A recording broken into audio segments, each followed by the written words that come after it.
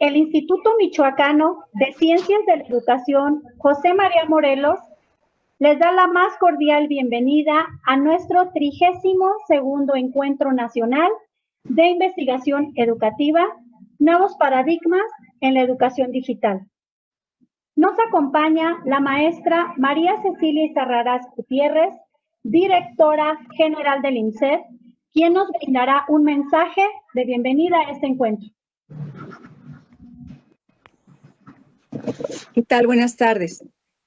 Elaborar textos de orden académico es trascendente, es importante en cualquier momento y sobre todo la condición de reconocer que hay colectivos que se acercan y que pueden aprovecharlos de manera esencial.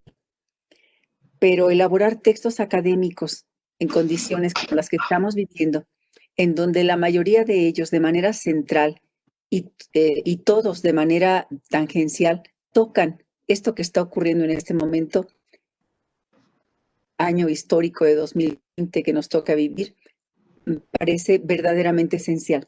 Y es así que felicito de verdad la iniciativa que tuvieron Carlos y Karen, el trabajo que han realizado los diferentes escritores, los diferentes académicos que han participado en este texto, en donde precisamente lo que plantea es qué hacemos y cómo enfrentamos la pandemia con todos los colaterales que tiene en una condición de realidad en esta era digital. En educación tenemos un compromiso muy fuerte con ello. Tenemos un compromiso muy fuerte. Sin la educación, los riesgos son la desarticulación, la falta de compromiso y la pérdida de una visión que pueda comprometer de manera articulada a una respuesta a la sociedad. Entonces, les felicito de verdad de que estén aquí presentes. Les felicito de verdad a los académicos que han participado y al INSEAD por contar con ustedes. Bienvenidos todos. Muchas gracias, maestra. Les comento la mecánica de participación. Se pide mantener desactivados sus micrófonos, así como en caso de presentar algún problema con su internet, desactivar su cámara para tener mejor conectividad. Al finalizar la presentación, habilitaremos un espacio para preguntas o comentarios, lo que les pedimos sea por medio del chat. Tengo el gusto de presentar a la doctora en Inclusión Política y Pública e Investigación y subdirectora académica de nuestro Instituto Michoacano de Ciencias de la Educación, a la doctora Karen Aida Ortiz Cortés. Saludo a la maestra y psicóloga adscrita a la Subdirección de Educación Especial de la Secretaría de Educación en el Estado, a la maestra Karina Villaseñor Rangel. Asimismo, saludo al maestro en Sociología de la Educación, orgullosamente egresado de nuestro instituto y doctorante del INSEAD, al maestro Nicolás Contreras Mascote. Y asimismo, saludo al licenciado en Historia del Arte y Filosofía, becario del CONACYT, al licenciado Carlos Higuera Ramos, con la presentación del libro Educación en la Era Digital y otros ensayos. Sean todos bienvenidos. Adelante, Carlos. Bueno, pues muchas gracias, Rosy. Gracias a todos por estar aquí presentes. Agradecemos a la doctora Cecilia Izarrarás, que, bueno, desde antes conocía los textos. Es este libro que nos tiene y nos convoca el día de hoy a una educación en la era digital de los ensayos. Bueno, principalmente es un texto, es un libro, como bien lo decía la doctora, es una, digamos, fiesta académica en el sentido en que, digamos, son logros, o sea, es una cuestión pública cuando uno se atreve a presentar un texto, a presentar una visión histórica, también estamos viendo. Entonces, en algún momento lo planteamos algunos meses, en el pensando desde diferentes puntos de pensamiento, de diferentes visiones históricas, evidentemente, pues qué es lo que estaba sucediendo, ¿no?, en el entorno. Que reúne y una cuestión, digamos, de charlas de diferente índole, ahorita cada quien estaremos hablando más ampliamente de nuestros centros, pero que sin embargo deja la comunidad académica en Seriana desde compañeros, profesores, docentes, en el caso de Nicolás, también doctorante, de la maestra Karina, diferentes visiones sobre lo que nuestro placer educativo y nuestro placer intelectual presentamos, ¿no? Entonces, bueno,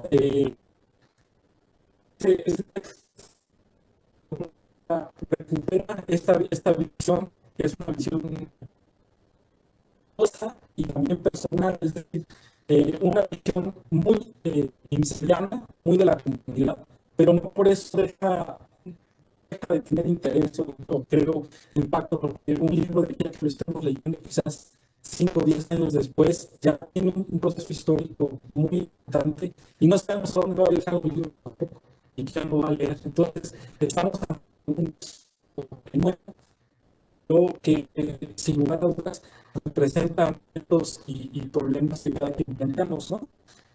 La doctora general, la doctora Cecilia, hace la presentación de este libro, en donde, pues, de manera, digamos, muy concisa, pues, cada problemática que existe, ¿no?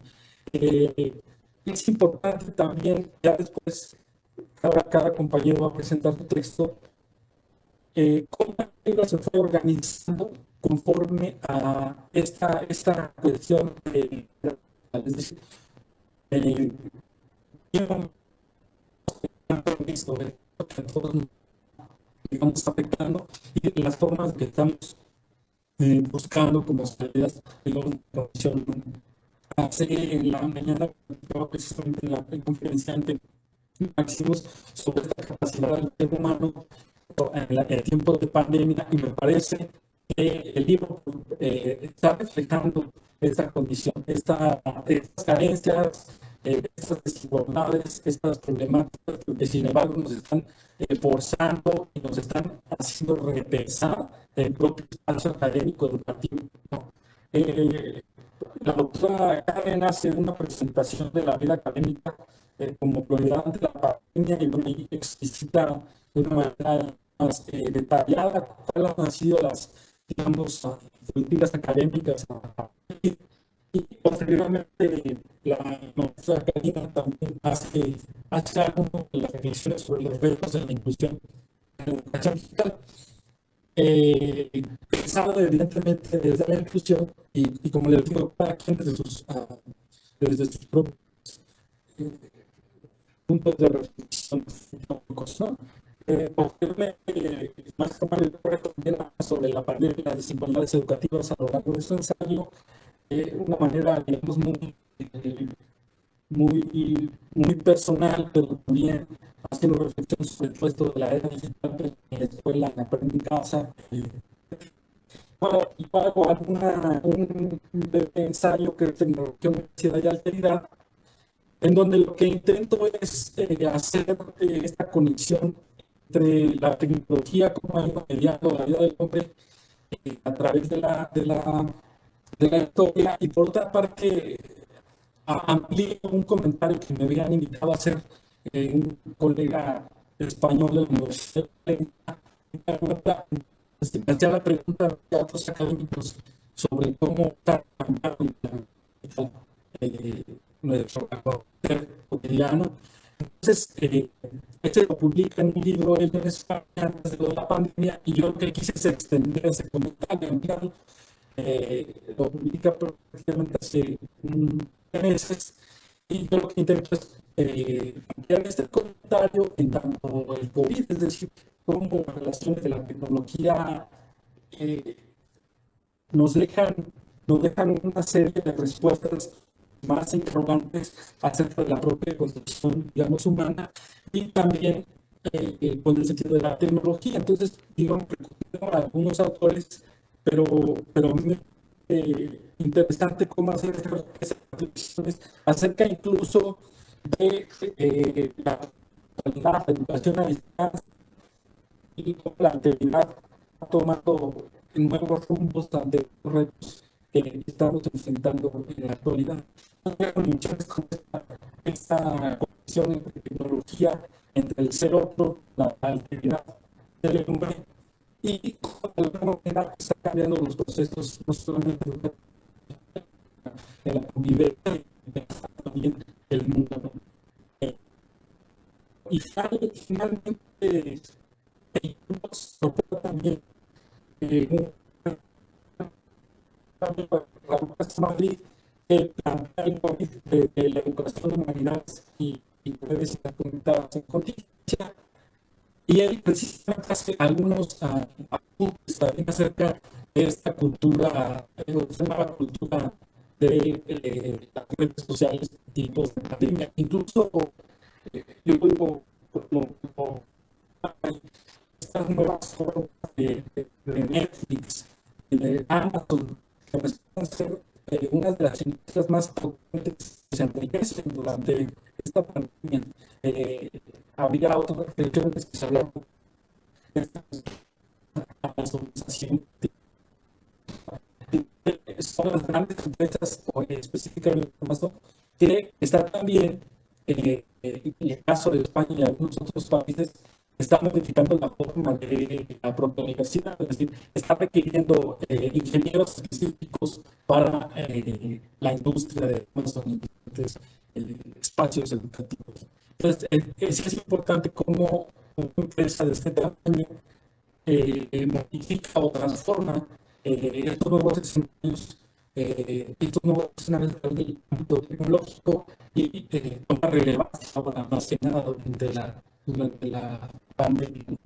Y finalmente se incorpora un texto de Nicolás, unas cosas que ya se presentó anteriormente, es sobre el libro de texto de enseñanza de la historia y la ideología del Estado mexicano moderno, que bueno, tiene más reflexiones más puntuales desde el punto de vista histórico y no deja de ser relevante en ese sentido, que finalmente todo el libro se articula en ese ámbito. Y bueno, finalmente es una breve traducción del libro que hace que cita, digamos, este trabajo que se llama Experimentos Bosch. Es un ensayo que se incorpora de Giorgio Agamben, este pensador y filósofo italiano importante en la actualidad. Y como recordamos, este texto es de su filosofía de la literatura, de la filosofía del lenguaje, perdón, se incorpora ante la pandemia y sale de manera digital un texto que se llama Sopa de Wuhan, ¿no? En donde incorpora los principales teóricos y filósofos, ¿no? Dice Agamben, Wuhan, etc.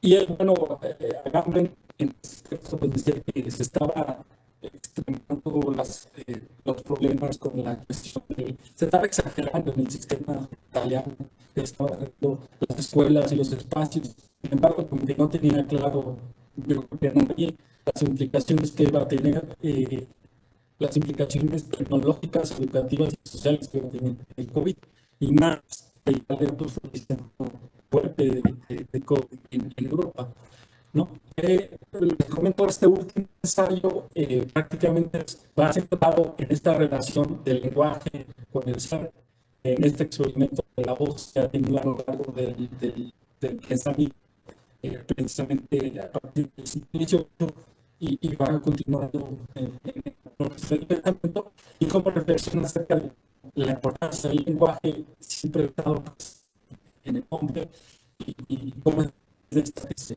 expresa sobre inversiones políticas, educativas, bueno, de manera global, digamos, este trabajo era pues muy interesante porque hay diversas posibilidades de diferentes formaciones, ¿no?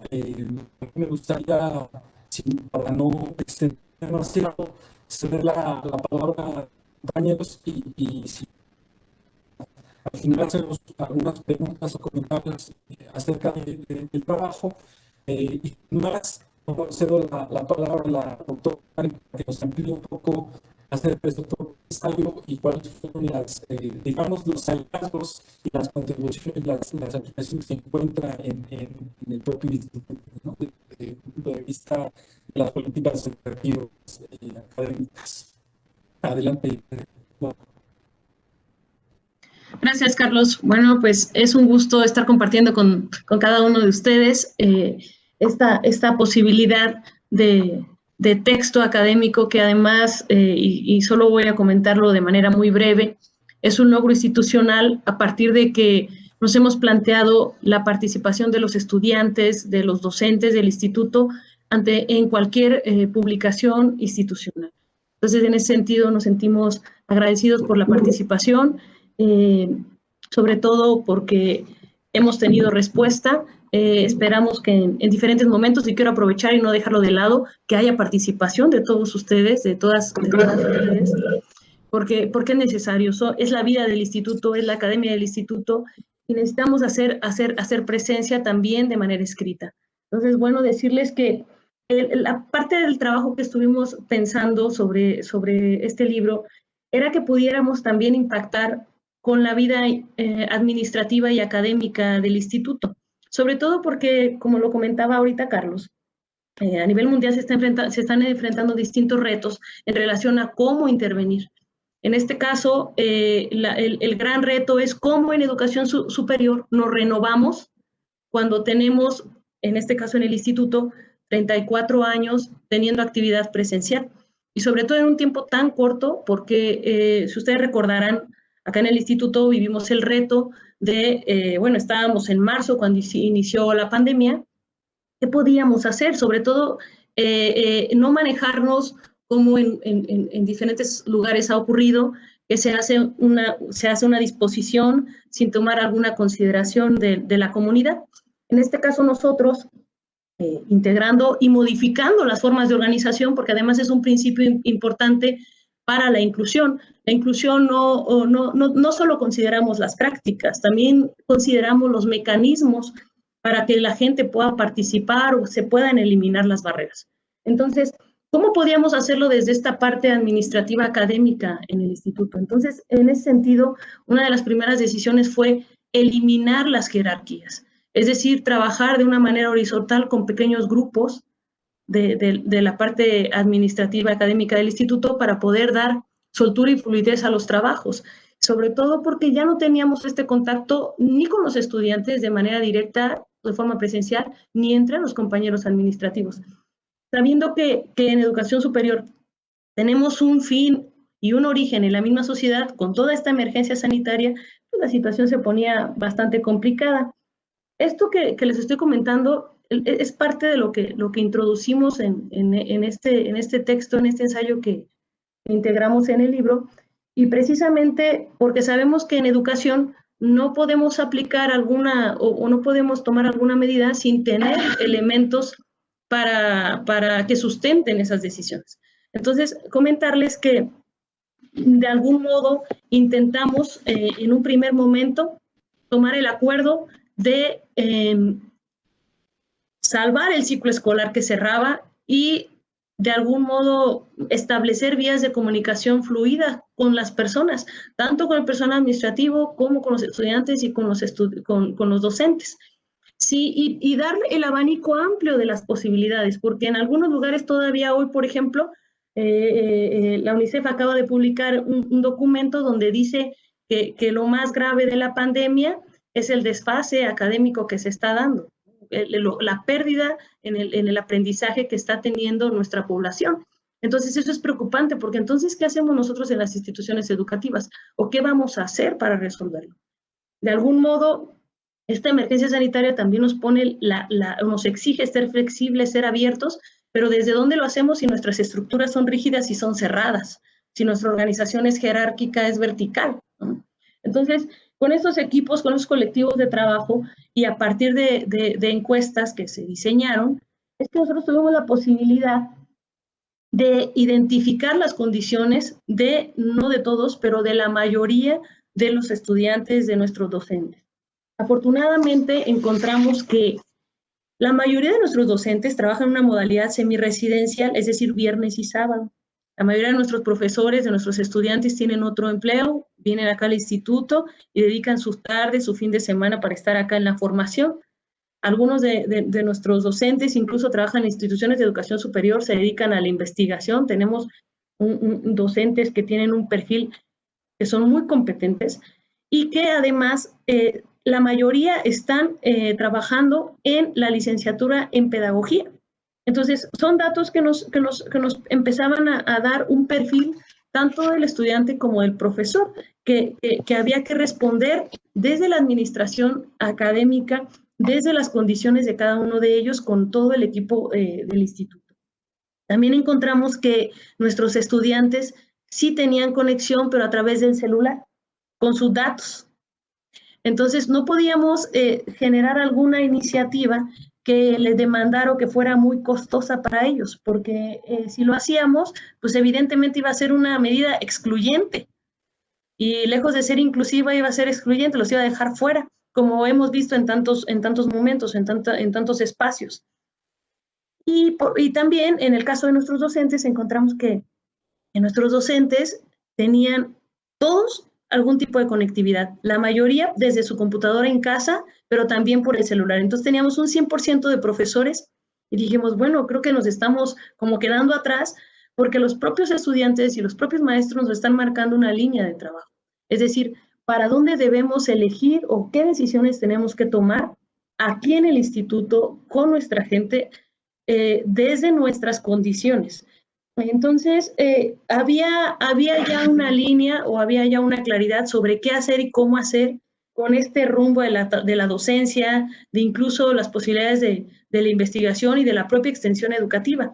Empezamos a imaginar en el equipo académico cuáles eran las posibilidades reales de cada uno de los programas, de las sedes, de los planteles que tenemos, porque además ustedes saben que el IMCED no es solo Morelia. El IMCED son los municipios, el IMCED son las comunidades, incluso llegamos a otros estados, como por ejemplo Nayarit. Entonces, ¿cómo atender todas estas necesidades y esta diversidad? Además, comentarles, y para no ampliarme mucho y dejarles el espacio también a nuestros compañeros para que nos comenten sobre sus ensayos, decirles que cuando lanzamos la asesoría al personal administrativo, a los estudiantes y a los docentes, que fue prácticamente en línea, solo a los compañeros administrativos tuvimos capacitación presencial, nos encontramos con que había posibilidades o había interfaces diseñadas que eran muy familiares y además había toda la disposición de la gente por aprender, porque este momento de pandemia pone a los estudiantes en un doble reto de perfil de egreso. Por un lado, el generar habilidades digitales para el propio aprendizaje como un medio para el aprendizaje y a la misma vez el logro de la formación académica. Es decir, los dos retos estaban puestos para el estudiante, identificar o apropiarse del medio y por otro lado cumplir con o estar avanzando en el logro de sus aprendizajes. Esta parte sigue siendo un reto y considero yo que incluso este propio encuentro que estamos trabajando, que es parte también de lo que al interior del instituto y en estas modificaciones de organización que hemos tenido, la comisión de webinar, es como a partir de la creación de esta pequeña comisión, de esta modificación de organización, sale el encuentro. Y a partir de estas pequeñas aulas creadas, sale todo el encuentro. Entonces, estas modificaciones, que el alumno se apropie de esto. ¿Por qué? Porque estos modelos flexibles y abiertos, con libertad y con la exigencia de la autogestión, de la autorregulación en el propio estudiante, no son sencillos, porque los enfrenta a una incertidumbre. Mucha gente pregunta, oye, ¿pero cómo vas a ver que voy o no voy a la conferencia? Bueno, es que deberías ir por el tema. Bueno, no deberías. Un deseo por aprender, por construir, por mejorar la condición, el bienestar, la calidad de vida, nos debería o podríamos movernos para aprender hacia el aprendizaje permanente, hacia el aprendizaje a lo largo de la vida. Entonces, estas condiciones abiertas hacia el conocimiento, hacia la educación, hacia poder democratizar la educación, también son un reto. No son sencillos de asimilar, precisamente porque la responsabilidad está o el gusto está sobre el que pretende aprender. Entonces, son retos que considero yo que tenemos aún en la vida académica institucional y que además yo creo que no solo se van a cubrir con el uso de medios digitales, no solo con eso, sino requerimos modificar ideas referentes para poder apropiarnos de estos nuevos mecanismos, de estas nuevas formas de estar el mundo y, como decía la maestra en algún webinar, a estas nuevas formas de la convivencia, ¿no? Entonces, es evidente y es natural la resistencia, la oposición a las propuestas, las prácticas de siempre, la omisión o querer cerrar los ojos ante la evolución social. Es natural, pero no podemos quedarnos así, porque también estas posibilidades, que no son suficientes, pero son importantes, de la tecnología, nos han permitido esta interacción entre los docentes, los estudiantes, y esperemos en adelante poder favorecer más la interacción de estudiante-estudiante y que pueda haber estos procesos de construcción y de diálogo. Entonces, bueno, nada más comentarles, y con esto quisiera ir cerrando, que es necesario y tenemos el reto en el instituto de poder atender o poder trabajar esta contención emocional de nuestra población, tanto de los estudiantes como de los profesores, y con todo este equipo administrativo y académico del instituto, porque la pandemia no se va a acabar, es algo que va a continuar y tenemos esta necesidad de atender a nuestra población, de responder a nuestra sociedad, porque es el origen y el fin de una institución de educación superior, de una institución educativa, donde de algún modo planteamos un futuro de sociedad, de bienestar y un futuro de calidad de vida, como le decía hace un momento. Entonces, bueno, presentar estas posibilidades de diálogo como lo estamos teniendo ahora, de distintos diálogos, no solo de un diálogo académico o científico, sino incluso yo lo diría así, como lo veíamos hace un rato en la conferencia del doctor, presentar una filosofía, incluso una cultura propia como la que nos platicaba el doctor Máximo nos hablaba de lo que es Ubuntu. En ese sentido, esa sabiduría que incluso, bueno, yo que estoy aproximada, por ejemplo, a la oriental, son saberes que hay que validar. Y si validamos todos estos tipos de saberes populares, este saber ancestral, este saber científico, académico, urbano, campesino, esta ecología de saberes que nos propone Boaventura dos Santos, realmente considero que la institución educativa o las instituciones de educación superior, como es el instituto, podría llegar a cumplir esa meta o ese propósito que tenemos desde la esencia de su existencia. Entonces, de algún modo, el poder presentar o participar en este libro y coordinarlo con Carlos, que además tiene una amplia experiencia en esto y facilita todos los mecanismos para que podamos lograrlo, es una experiencia de crecimiento para todos, y considero y les hago la invitación a que continúen participando, porque estamos respondiendo a una necesidad social que se convierte en una necesidad institucional, y que para eso estamos acá, no estamos acá para otra cosa. Entonces, muchísimas gracias. Quisiera cederle la palabra, maestra Karina, si quieres continuar, y nada, maestra Rosy, gracias. Aquí estamos a la orden.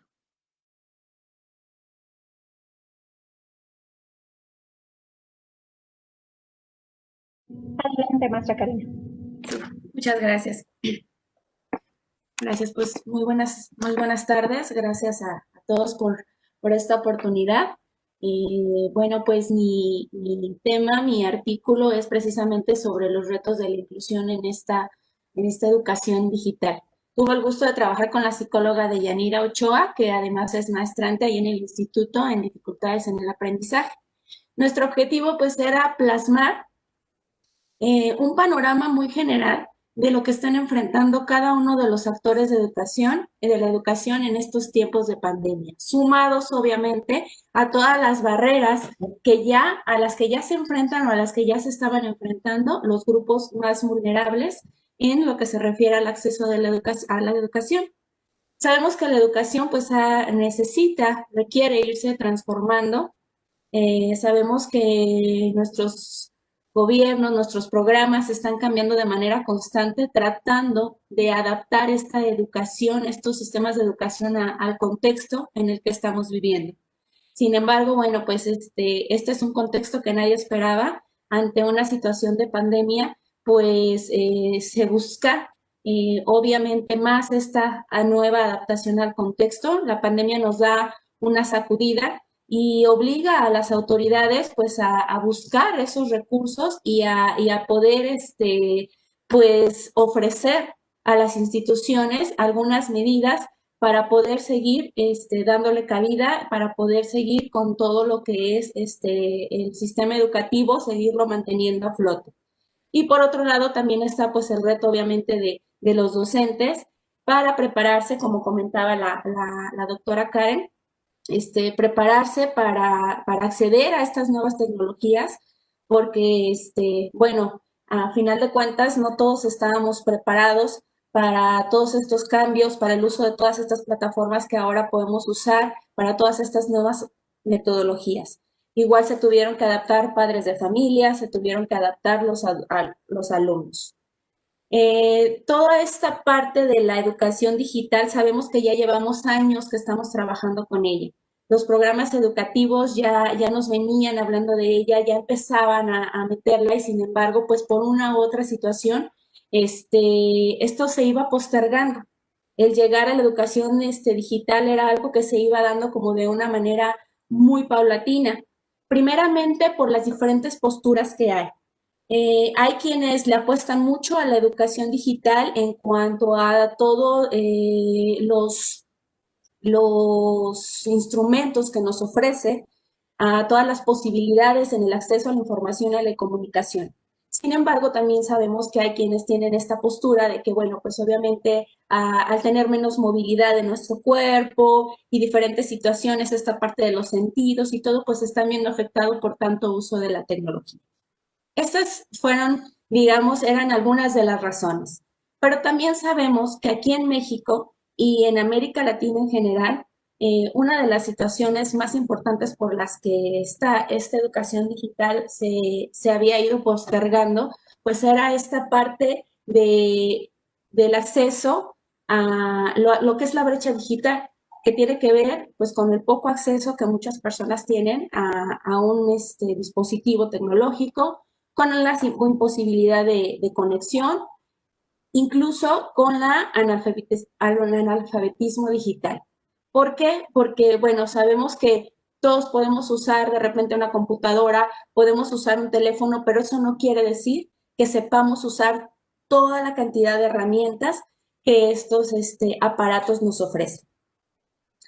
Bueno, entonces, durante la pandemia, como comentaba la maestra Karen, pues todos estos retos de ir adaptando la tecnología en la educación, pues se duplican. Se duplican por el hecho de que tenemos no solamente que adaptarnos al conocimiento que vamos a adquirir, sino que tenemos que adaptarnos a cómo vamos a recibir este conocimiento. Entonces, la idea de este artículo pues era precisamente plasmar y recordarnos y estar conscientes de que todos sabemos que tanto las herramientas como los obstáculos están presentes y que aquí lo importante es mantener el interés, mantener el hecho de que todos queremos trabajar por el derecho a la educación de todos, que todos podamos tener acceso a la educación y que todos podamos seguir formando seres humanos empáticos, seguir formando seres humanos críticos, seguir formando seres humanos que se adapten a las circunstancias y al contexto en el que les está tocando vivir. Sabemos que la educación digital ha sido muy bien recibida en lo que es la parte de la inclusión, precisamente porque tiene diferentes formatos que nos permiten o le permiten a las personas, sobre todo con alguna discapacidad, poder acceder al conocimiento. También sabemos que hay una cantidad impresionante de materiales con los que se pueden trabajar con personas con diferentes discapacidades. Y en su momento también se habla de que precisamente las personas, no nada más con discapacidad, pero que sabemos que la inclusión pues nos habla de todos, ¿no? Todos los grupos vulnerables.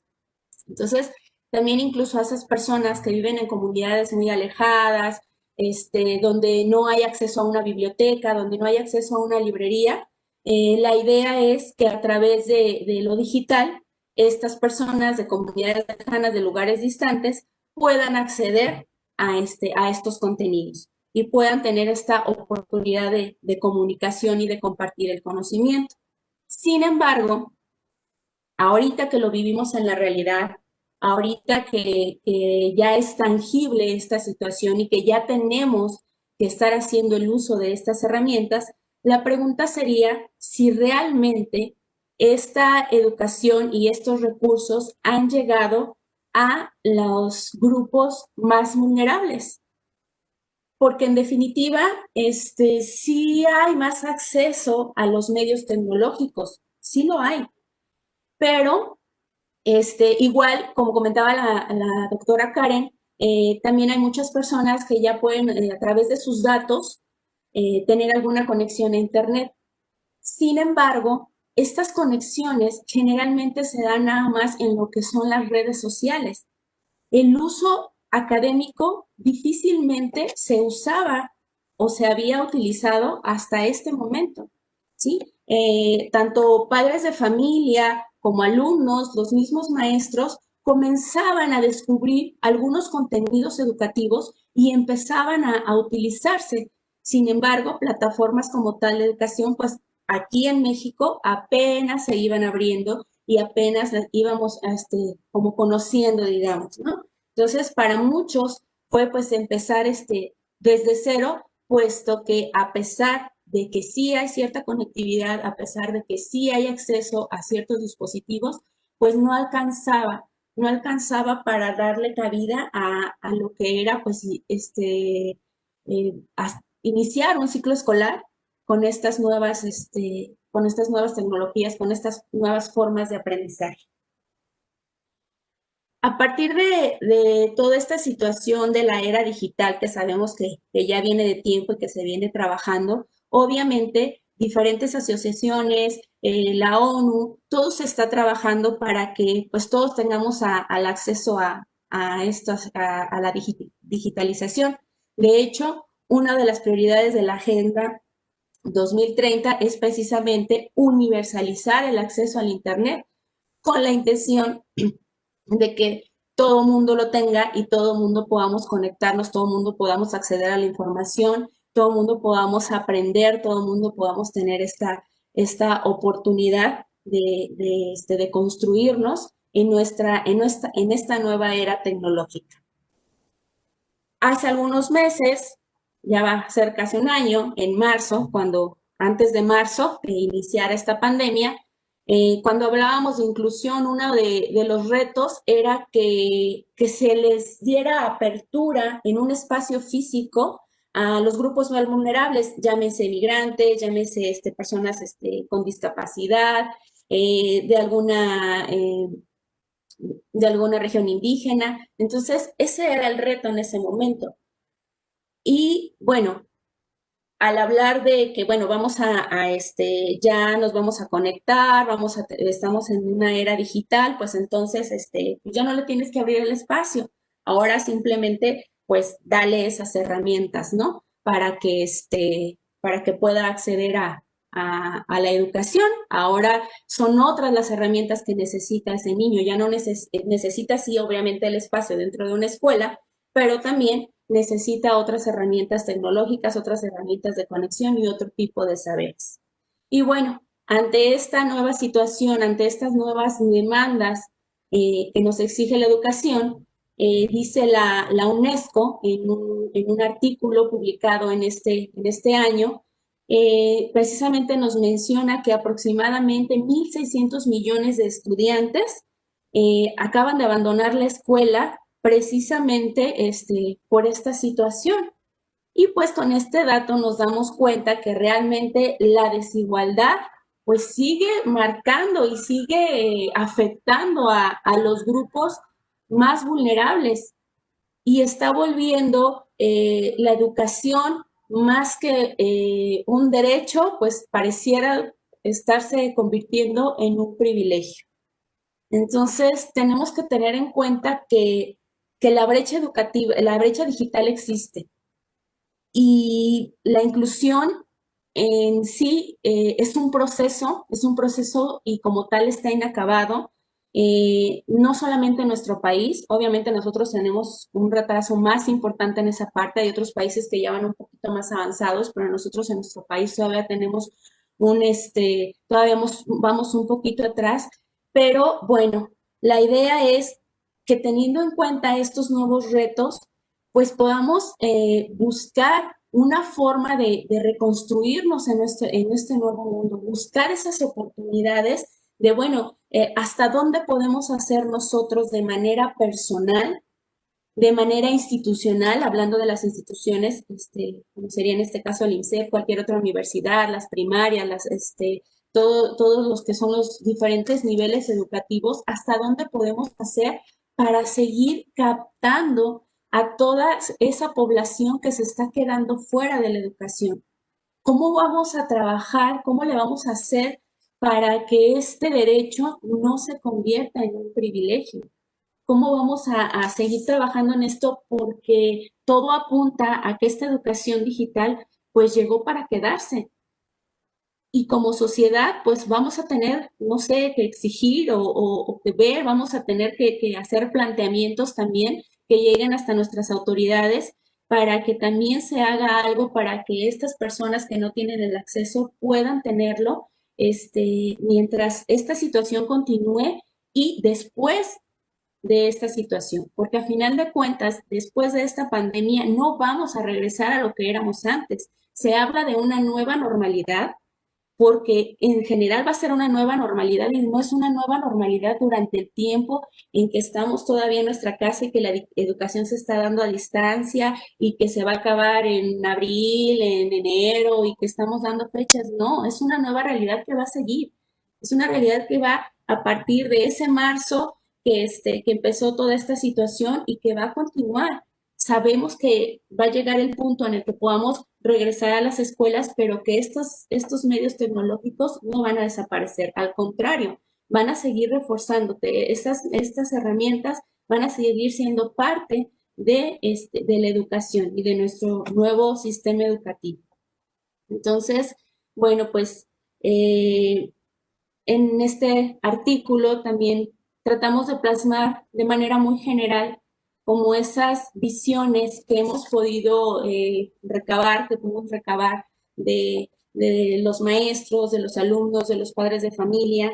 Encontramos maestros saturados de trabajo, buscando nuevas metodologías para poder acceder a sus alumnos, que muchas veces ya tenían dificultades para conectar con ellos, con los padres de familia, y de repente ante esta situación, pues obviamente se les ha complicado a veces un poco más acercarse a ellos.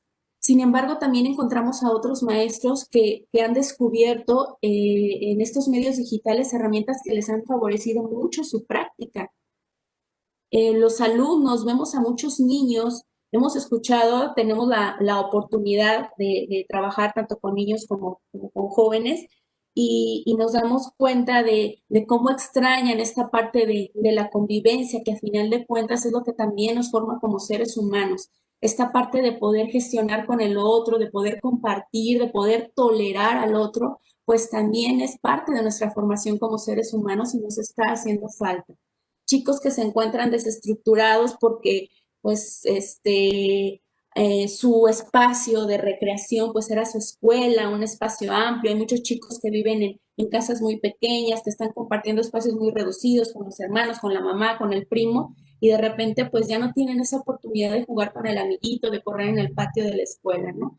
Y pues padres de familia también que no estaban preparados para esta situación. Hay quienes, ya sea por trabajo, que no pueden estar de manera presencial con sus hijos, pero también tenemos que entender que no estaban también preparados para poder, proporcionar las herramientas de aprendizaje a sus hijos. Y que de repente suena bonito esta parte de, ay, bueno, mira, ya el padre de familia está ahí y acompaña al niño, pero realmente muchas veces no tienen las herramientas para poder hacer accesible ese conocimiento a los chicos. Y pues ya para concluir, creo yo que los retos que vienen en cuanto a la inclusión, los que no están totalmente en nuestras manos, pues es esta parte de la brecha digital. Quizá no está en las manos de una servidora, bueno, no quizás, sino no está en las manos de una servidora el que las personas o mis alumnos tengan acceso a un equipo. No está en mis manos darles la posibilidad de conexión. no está en mis manos alfabetizar digitalmente. Sin embargo, sí se puede de alguna manera mediante las instituciones gestionar esta parte para como sociedad podernos reforzar, para podernos sostener y que esta parte, pues esta brecha se reduzca pues en la medida de lo posible. Como seres humanos, como personas, les decía, sí nos toca pues reconstruirnos, entender que esto es un nuevo mundo, una nueva normalidad que se extiende hasta que nos toque estar y que, como decían, este libro, esta recopilación de experiencias, pues en algún momento va a ser histórico, ¿no? Y bueno, esto empieza aquí, pero continúa, no sabemos hasta cuándo. Y lo que nos toca para poder seguir trabajando en la inclusión a través de esta era digital, pues es seguir adquiriendo pues nuevos conocimientos que nos permitan tener herramientas para poder acceder a nuestros alumnos en el nivel educativo en el que estemos trabajando, trabajar con mucha empatía, ser conscientes de cuáles son los recursos con los que cuentan nuestros alumnos y llámese recursos económicos y llámese recursos personales. Ser conscientes de la situación en la que estamos viviendo, ser responsables cada uno de lo que nos toca desde nuestro lugar, desde nuestro rol, hacer conscientes también a los alumnos. De repente he escuchado a padres de familia que dicen, ay, es que pobrecito, no puedo presionar a mi hijo porque pues estamos en tiempos de pandemia. Es cierto, no lo vamos a presionar, no lo vamos a saturar, pero también es cierto que no le podemos quitar responsabilidades. ¿Está pasando por una situación difícil? Claro que sí, pero es importante que también esta situación difícil él aprenda a enfrentarla, brindándole los mejores recursos y el mejor apoyo que podamos sin quitarle responsabilidades. Y bueno, pues como profesores, como docentes, como educadores, pues seguir dignificando la educación desde el espacio en el que estamos. Seguir siempre poniendo a la educación como una opción para el desarrollo del potencial humano.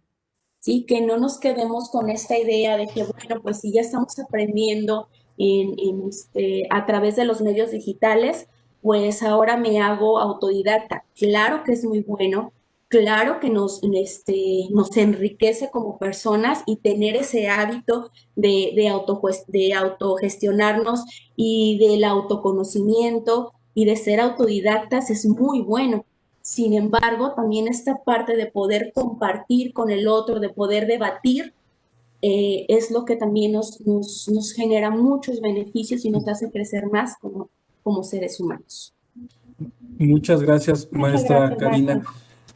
Vamos rápidamente cerrando porque tenemos todavía, hay otra presentación después, pero invitarlo rápidamente a quien comente los primeros 5 comentarios aquí de los compañeros para que se ganen un libro y la próxima semana puedan pasar por él y no caer, como decimos, en la autocrítica y nada más nos leemos nosotros y nos autocriticamos porque no hay esta posibilidad. Entonces, por favor, si alguien ahí comenta y todo, tendrá algunos libros disponibles para la próxima semana. Maestro Nicolás, por favor, si pudieras rápidamente comentar acerca de tu texto, adelante. Buenas tardes.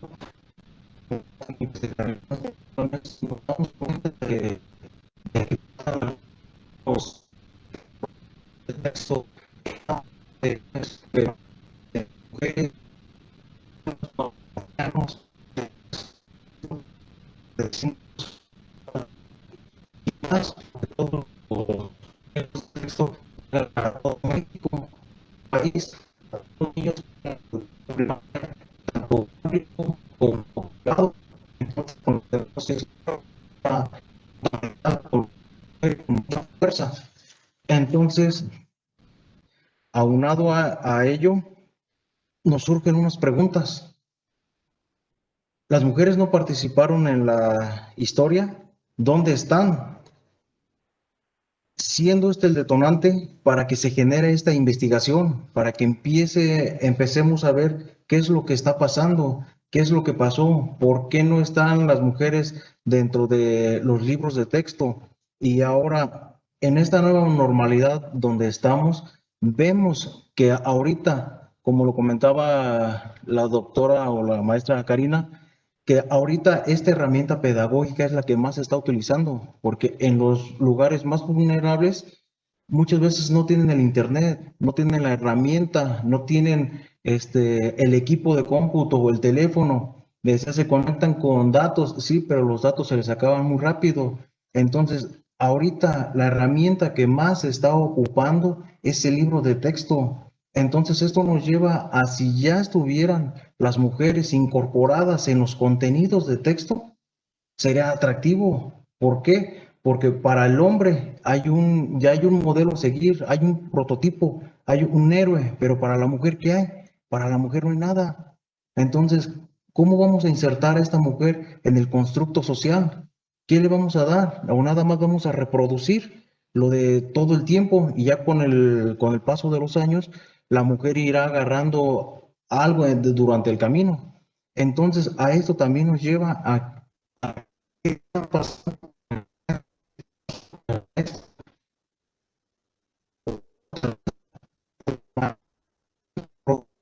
de, de los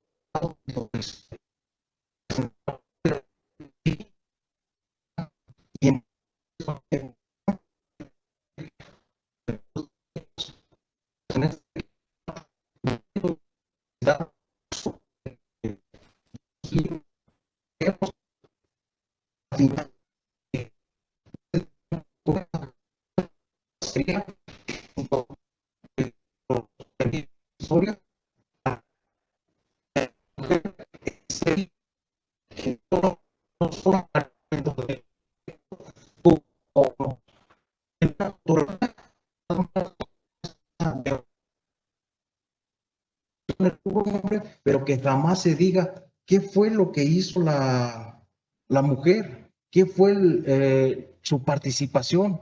Y en este caso sabemos que sí hay investigaciones, que sí hay literatura donde la mujer participa, donde la mujer está dentro de la historia. Y ya nada más para ir cerrando ya con esto, porque ya los tiempos, y me comentan que cerrarán la plataforma, pues nada más quiero decir que esta presentación de este artículo, y no solo de este artículo, sino de todo el libro, es una provocación a leer los artículos, a leer el libro, a adquirirlo, a hacernos de los conocimientos de todo esto que estamos manejando, tanto la doctora Karen, la doctora Karina, Carlos y un servidor, a reflexionar de estos temas que son innovadores, que son de vanguardia, que están ahorita en el momento justo de esta pandemia, de esta nueva normalidad, y que de alguna manera esta normalidad ya llegó para quedarse. Esta parte ya no ya va a ser, ya se va a quedar, ya tendríamos más bien nosotros que podernos adaptar para poder sobrevivir en esta parte de esta vida académica e intelectual. Y ya yo con esto cerraría porque específicamente ya son las 7 de la noche y se nos cierra la plataforma, me acaban de informar. Gracias.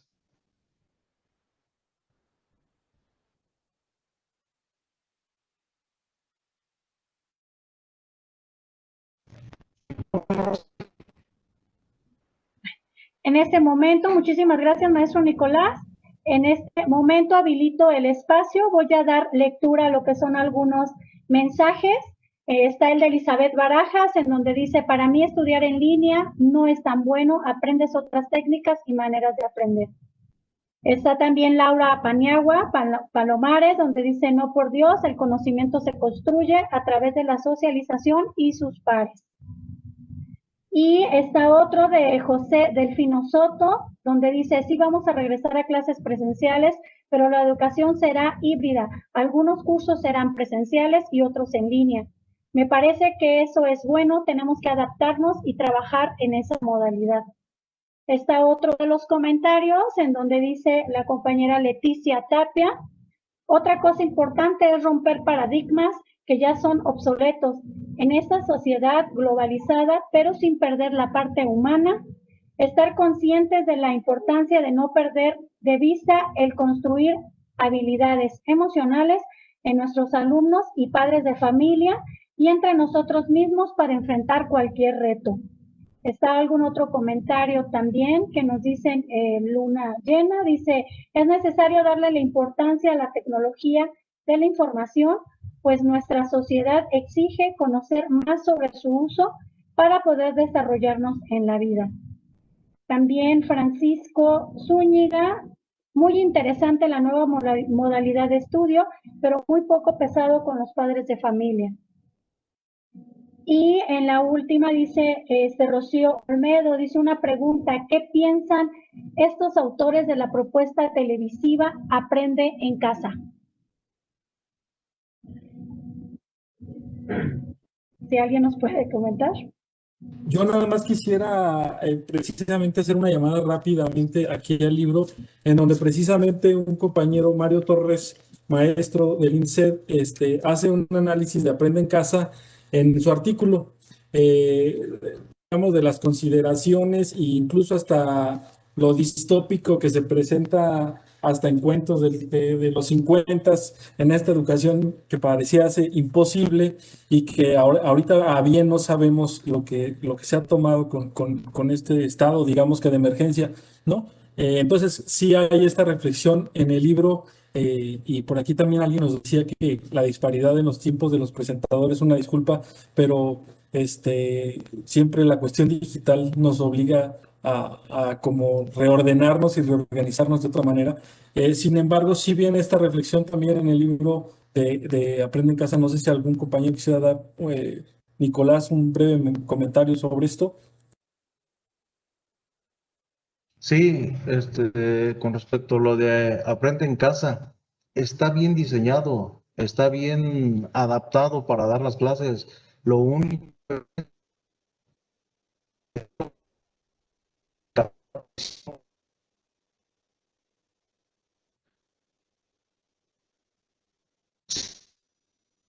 y el problema es que van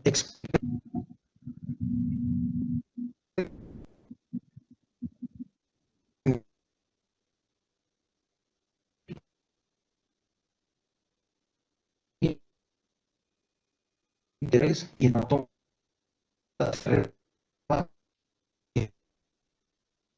pero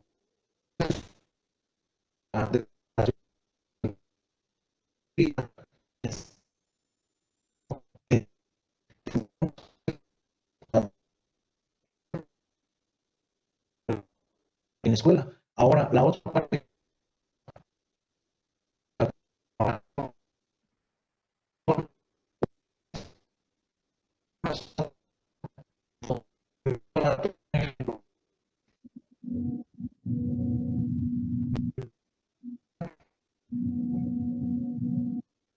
y entonces al no poder ser,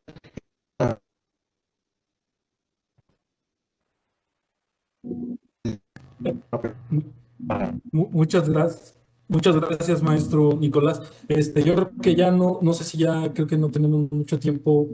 Cedo la palabra y agradezco a todos los maestros y ponentes y esperamos presentarlo próximamente, a lo mejor ya de manera presencial, el libro. Sin embargo, agradecemos a todos los participantes y también los invitamos a que por favor participen, que lo lean y que seamos autocríticos con nuestra misma comunidad. Maestra Rosy, no sé si... Sí, ya nada más, bueno, pues el último comentario donde dice que los felicitan a todos los que participaron como ponentes en este libro y pues a nombre del Instituto Michoacano de Ciencias de la Educación, pues agradecemos su participación y a todos los que nos siguieron y por la transmisión por Facebook, así como por esta plataforma de Cisco Webex. Muchísimas gracias, maestro Nicolás, maestra Karina, doctora Carlos, maestra Ceci, muchísimas gracias. Muy buenas noches. Gobierno de Michoacán. Michoacán se escucha.